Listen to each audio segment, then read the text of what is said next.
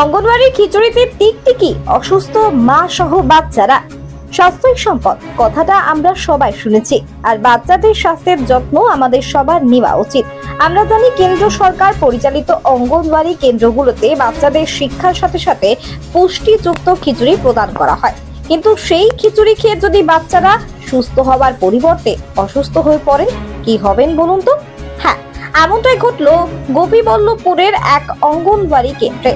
ওই কেন্দ্রে রান্না করা খিচুড়ি খেয়ে অসুস্থ একাধিক শিশু ও মহিলা।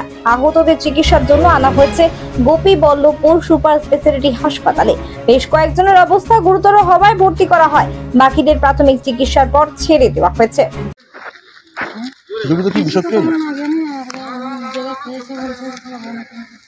টিকটিকি পাওয়া গেছে নাকি? ওই অঙ্গনওয়াড়িটা স্কুলের নাম কি ওটা? মাকড়ি। কতজন মতন এখানে হাসপাতালে এসছেন আপনারা? বাচ্চা কতজন আছে তার মধ্যে জানেন? আপনারা কি এখন বাড়ি চলে যাচ্ছেন? মানে ডাক্তাররা কি ছুটি দিল না আপনারা নিজেরাই রিস্কে যাচ্ছেন?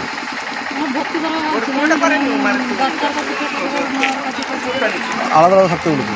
এই বাচ্চাটাই খেয়েছে খিচুড়ি? আপনিও খেয়েছিলেন? এখন কোনো শরীর অসুস্থতা রয়েছে?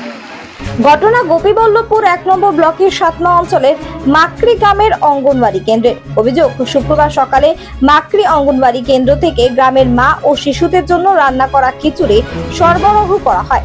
সেই খিচুড়ি খাওয়ার পর গ্রামের একে একে শিশু ও মা অসুস্থ হয়ে পড়েন। বমি ও পেট ব্যথা উপসর্গ দেখা দেওয়ায় বিকেলে সবাইকে গোপীবল্লভপুর সুপার স্পেশালিটি হাসপাতালে ভর্তি করা হয়। গ্রামবাসীদের অভিযোগ, সকালে অঙ্গনওয়াড়ি কেন্দ্রে রান্না করা খিচুড়িতে একটি টিকটিকি পাওয়া গেছে, যা থেকে এই বিষক্রিয়া ছড়িয়েছে। জানা গিয়েছে, মোট ১৩ থেকে ১৪ জন অসুস্থ হয়ে গোপীবল্লভপুর সুপার স্পেশালিটি হাসপাতালে চিকিৎসার জন্য এসেছিলেন। তাদের মধ্যে প্রায় ৮ থেকে ১০ জন হাসপাতালে ভর্তি, বাকিদের প্রাথমিক চিকিৎসার পর ছেড়ে দেওয়া হয়েছে। কি সমস্যা হয়েছে? অঙ্গনওয়াড়ির যে খিচুড়ি রান্না হয় সেটার জন্য সেটা মানে খেয়ে হয়ে গেছে। হওয়ার কারণটা হচ্ছে টিকটিক পড়েছিল।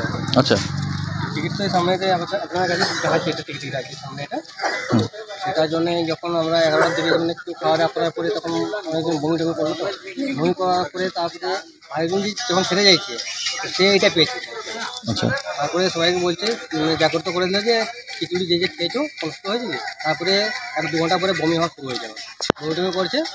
আমরা কোন অঙ্গনওয়াড়ি সেন্টার? এটা হচ্ছে মাকড়ি অঙ্গনওয়াড়ি সেন্টার। কতজন এখানে আপনারা নিয়ে এসছেন? ১৩-১৪ জন হবে। আচ্ছা, মহিলা কতজন রয়েছেন আর বাচ্চা কতজন রয়েছে? বাচ্চা ৬ জন আছে, বাকি মহিলা।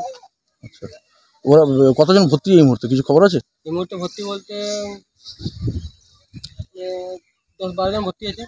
আচ্ছা, আর এই যে অনেকেই আবার বাড়ি চলে যাচ্ছেন কিছু সমস্যার কারণে, এতে কি কোনো সমস্যা হচ্ছে? সমস্যা আছে, বাড়িতে কেউ তো নেই না এখন না।